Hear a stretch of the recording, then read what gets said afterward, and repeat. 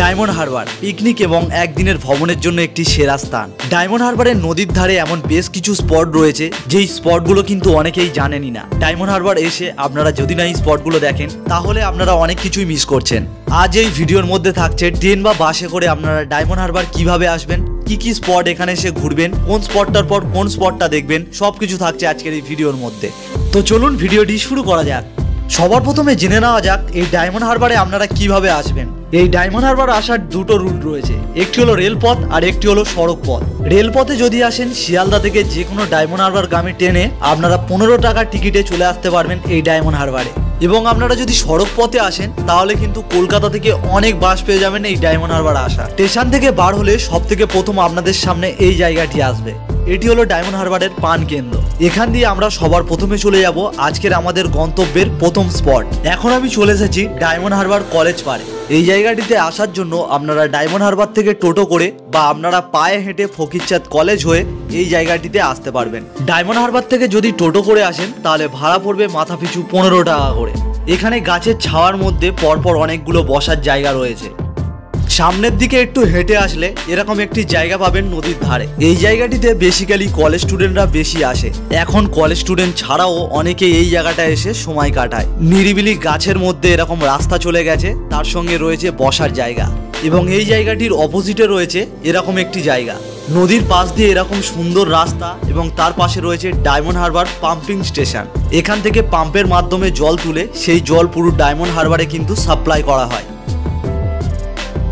Photoshoot করার জন্য এই জায়গাটি একটি আদর্শ জায়গা।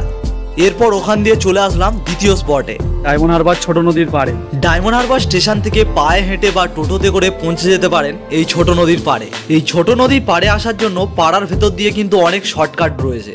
আপনারা সেই শর্টকাট ধরেই ছোট নদীর পাড়ে পৌঁছে যেতে পারেন। আর যদি টোটো করে আসতে চান তাহলে ভাড়া পড়বে জন প্রতি 10 টাকা করে। এখানে আপনারা নদীকে একদম কাছে থেকে ছুঁইতে পারবেন। 8 থেকে 80 সবাই কিন্তু একটু নিরিবিলিতে সময় কাটাতে এই ডায়মন্ড হারবার ছোট নদীর পাড়েতে আসেন। অসংখ্য গাছের মধ্যে পাশে রয়েছে এরকম বসার জায়গা, তার পাশেই রয়েছে ডায়মন্ড হারবার নদী। ডায়মন্ড হারবার ছোট নদীর পাড় থেকে ডায়মন্ড হারবার নদীকে আপনারা খুব সুন্দরভাবে এখানে উপভোগ করতে পারবেন। এরপর পাড়ার রাস্তা দিয়ে পায়ে হেঁটে পৌঁছে গেলাম ডায়মন্ড হারবার ফেরিঘাট বা নেতাজি সুভাষ উদ্যান জেটি ঘাটে। আপনারা এখানে ডায়মন্ড হারবার স্টেশন থেকে পায়ে হেঁটে বা টোটোতে করে পৌঁছে যেতে পারেন। যদি টোটোতে করে আসতে চান তাহলে ভাড়া পড়বে জন প্রতি 10 টাকা করে। এখান থেকে 27 টাকা ভ্যাসেল ভাড়ার বিনিময়ে আপনারা ভ্যাসেলে করে কুকড়াহাটিতে যেতে পারবেন নদীপথে। তার সঙ্গে নদীর যে অপরূপ সৌন্দর্য সেটা আপনারা উপভোগ করতে পারবেন। এবং কুকড়াহাটি থেকে দীঘা যাওয়ার বাসও পাওয়া যায়। আপনারা এখান থেকে শর্টকাটে দীঘাতেও পৌঁছে যেতে পারবেন। একদিনের ডায়মন্ড হারবার ভ্রমণে এসে আপনারা যদি চান যে নদীপক্ষে ভ্রমণ করবেন তাহলে কিন্তু এখান থেকে ভ্যাসেলে করে করতে পারেন। এখন যেহেতু ঘড়িতে সময় দুপুর 12টা, তাই দেখছেন নদীতে এখন জোয়ার আসছে। তো আপনারা চাইলে এখান দিয়ে জোয়ারের জলও নিয়ে যেতে পারেন। এরপর জেটিঘাট থেকে একটু সামনের দিকে এগিয়ে আসলে আপনারা দেখতে পেয়ে যাবেন এই জায়গাটি। এটি কিন্তু ডায়মন্ড হারবারের একটি জনপ্রিয় জায়গা বা সেলফি পয়েন্ট বলতে পারেন। ডায়মন্ড হারবারে ঘুরতে এসেছেন আর আই লাভ ডায়মন্ড হারবারের কাছে ফটো তোলেনি এমন লোক কিন্তু হাতে গোনা কয়েকজন মাত্র রয়েছে। এটি হলো ডায়মন্ড হারবারের একটি জনপ্রিয় সেলফি পয়েন্ট। এবং এই আই লাভ ডায়মন্ড হারবারের ঠিক নিচের দিকে রয়েছে এরকম একটি জায়গা। এখানে আপনারা বসে খুব সুন্দর সানসেট উপভোগ করতে পারবেন। এরপর ওখান দিয়ে আপনারা হাঁটতে হাঁটতে চলে আসবেন কেল্লার মাঠের দিকে।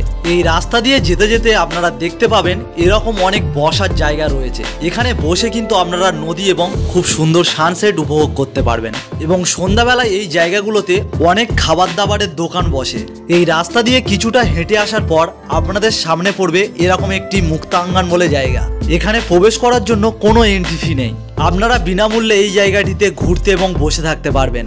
এবং এই মুক্তাঙ্গনের মধ্যে রয়েছে কবিগুরু রবীন্দ্রনাথ ঠাকুরের একটি বড় সাইজের মূর্তি। এই মুক্তাঙ্গনে বসে আপনারা ডায়মন্ড হারবার নদীর সুন্দর ফুরফুরে হাওয়া এবং ডায়মন্ড হারবার নদীকে খুব সুন্দরভাবে উপভোগ করতে পারবেন। এবারে চলে আসলাম আজকের গন্তব্যের শেষ ঠিকানা ডায়মন্ড হারবার কেল্লার মাঠ। ডায়মন্ড হারবার কেল্লার মাঠ বর্তমানে পিকনিক স্পটে পরিণত হয়েছে। এখানে আসার জন্য আপনারা ডায়মন্ড হারবার থেকে টোটো করে চলে আসতে পারেন। এই পিকনিক স্পটে প্রবেশ করার জন্য এন্ট্রি ফি রয়েছে মাথা পিছু 10 টাকা করে। এই 10 টাকার টিকিট খরচা ছাড়াও আরো অনেক কিছু টিকিট প্রাইস রয়েছে, সেগুলোর তালিকা আপনাদের সামনে দিয়ে দিলাম, আপনারা একবার দেখে নিতে পারেন। 10 টাকার টিকিট কেটে পৌঁছে গেলাম ডায়মন্ড হারবার পিকনিক স্পট গ্রাউন্ডে। শীতকালের পিকনিক সিজনে প্রচুর পিকনিক কিন্তু এখানে হয়ে থাকে এবং পড়ন্ত বিকেলে নদীতে এখন ভাটা পড়ে গেছে আর অনেক নৌকা এখানে সব দাঁড়িয়ে রয়েছে। শীতকালের পিকনিকের সিজনে এই পিকনিক গ্রাউন্ডে প্রচুর ভিড় হয়ে থাকে। এই পিকনিক গ্রাউন্ডের ভেতরের দিক থেকে জঙ্গলের দিকে একটি রাস্তা চলে গেছে। এই রাস্তা ধরে আপনারা যদি একটু এগিয়ে আসেন, এখানে আপনারা দেখতে পাবেন ডায়মন্ড হারবার কেল্লার সেই ধ্বংসাবশেষ। এই কেল্লা কিন্তু বানানো হয়েছিল ইংরেজ আমলে। এখন সেই কেল্লার কোনো চিহ্নই নেই, রয়েছে শুধু ধ্বংসাবশেষ পড়ে। ডায়মন্ড হারবার আসলে অবশ্যই কিন্তু এই জায়গাগুলো একদমই মিস করবেন না। তো কেমন লাগলো আজকের এই ডায়মন্ড হারবার ভবনের ভিডিওটি যদি ভালো লাগে অবশ্যই একটি লাইক করে দেবেন আর এরকম ভিডিও পেতে আমার চ্যানেলটিকে সাবস্ক্রাইব করে রাখবেন।